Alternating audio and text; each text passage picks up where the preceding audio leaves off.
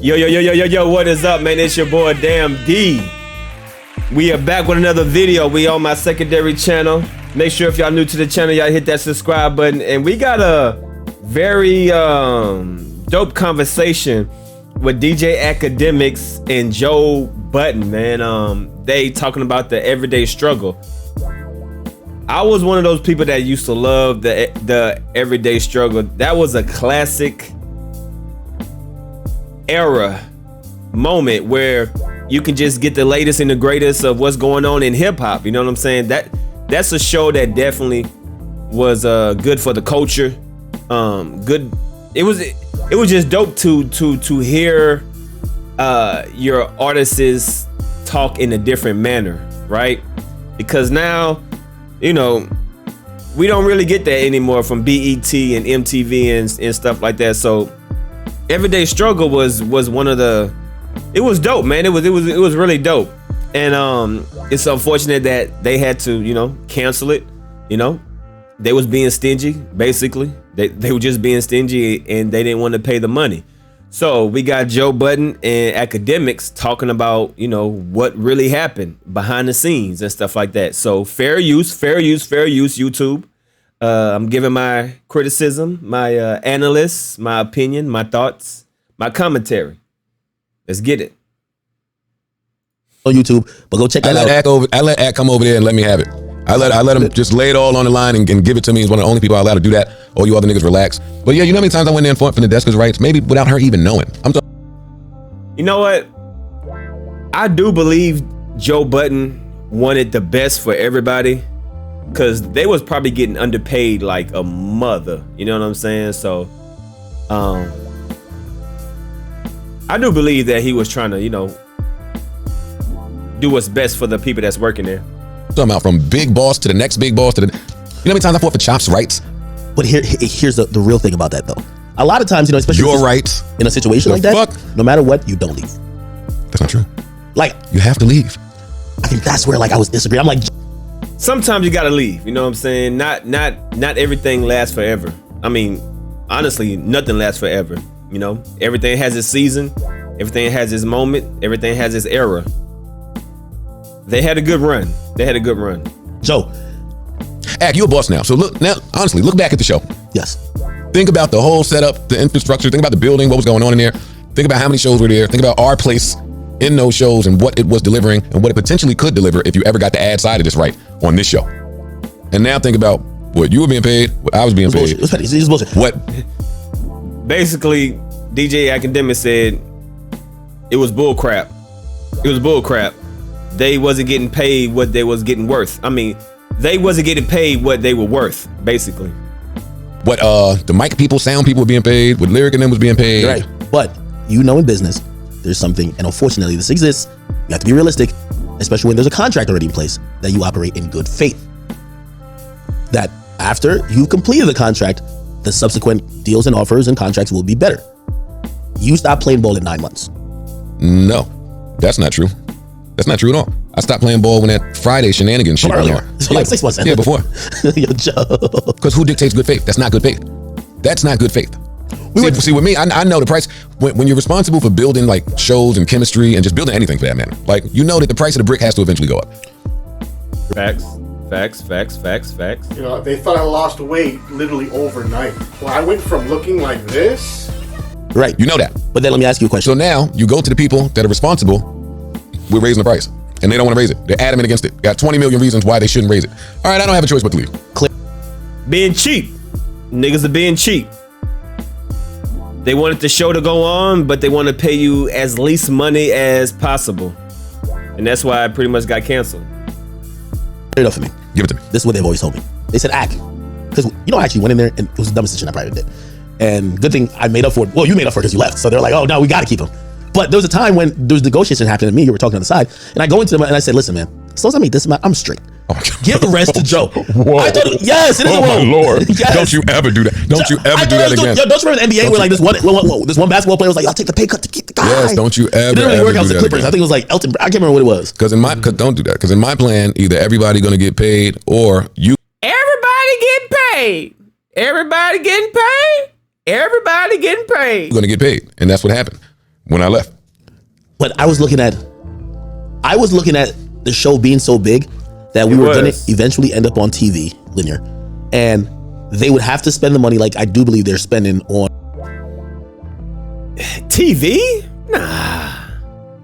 You don't need to go to TV to make it. YouTube is where it's at. The internet is where it's at. You don't see that was a bad way of thinking. You know, oh, I want to be on TV. Bro, nobody cares if you're on TV. Being on YouTube and making money on YouTube is a better outlet than just being on TV. Because when you're on TV, when you're working with a network, it's a whole different ball game. You're not playing under your rules. You're gonna play under their rules, and they're gonna control you. You're not gonna have as much creative freedom as you have on your own platform. So, nah, I disagree with that. On, say, sneaker shoppers or Hot Ones, definitely Hot Ones. But they're spending that on these shows because they have all the rights to these shows, and that's where Joe's business relationship always gets a little bumpy because I come in and I'm a success, and then you see how much of a success it is, and then you want the rights to other things, and Joe says no every time. Joe. So that couldn't have happened, right? I would have rolled around that floor had they went and got a TV deal, and our contract said what it said about TV rights and what we're paid for. Are you kidding me? That show will never go on TV. Hell no. Hell no. That show would never go on TV because, I mean, even if it did, it wouldn't be mainstream TV because, you know, they were cutthroat. You know what I'm saying? Nah, see, everything doesn't need to be on TV. You don't have to be on TV to be successful. YouTube is where it's at. Don't nobody watch TV no more. Trust me, no, I barely watch TV. So if they was to have a TV show, I would barely watch it. I watch YouTube more than anything. If it's not sports, I'm on my phone watching YouTube. Let me ask you straight up. Did you ask for a piece of Complex? No. That's what was the silliest thing. That's what they told me. They say, because they're stupid, and they just said, not they, but that's stupid. That is stupid. Because Complex was going under. Who wanted a piece of Complex? but shit, at that point, it was still evaluated to at least be about like Sprint and Budden for like $200 million for 1/3 of it. I wasn't there early enough to ask for a piece of Complex, nor did I think that. That's what I thought. Nor did I think that our show gave me the leverage to ask for a piece of Complex. No. I was asking for shorts with Complex. I went to work for what was that, $22,000 a month?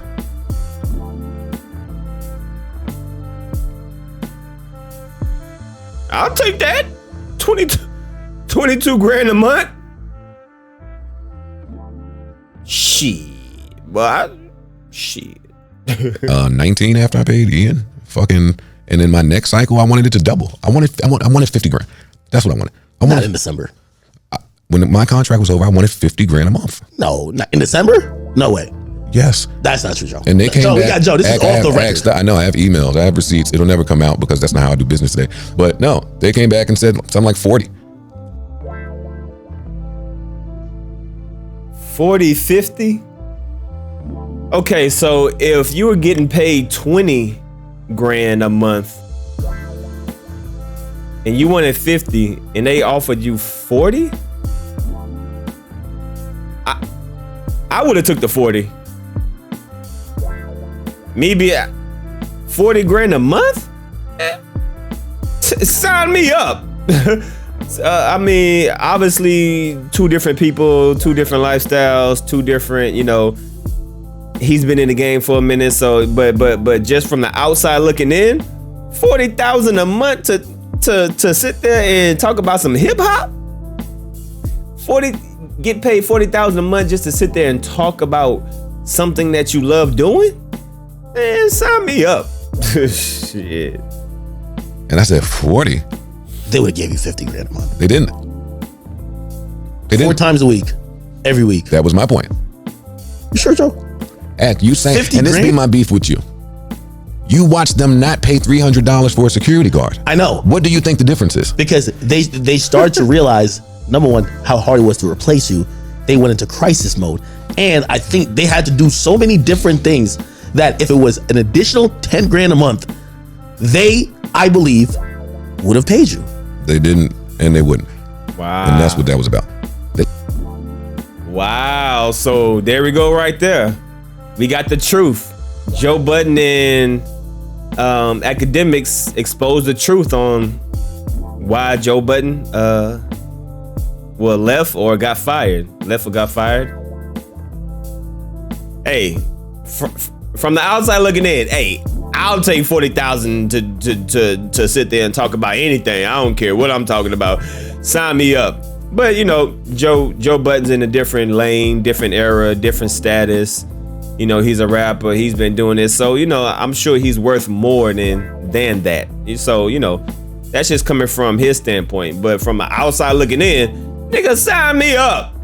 I'll take that 40.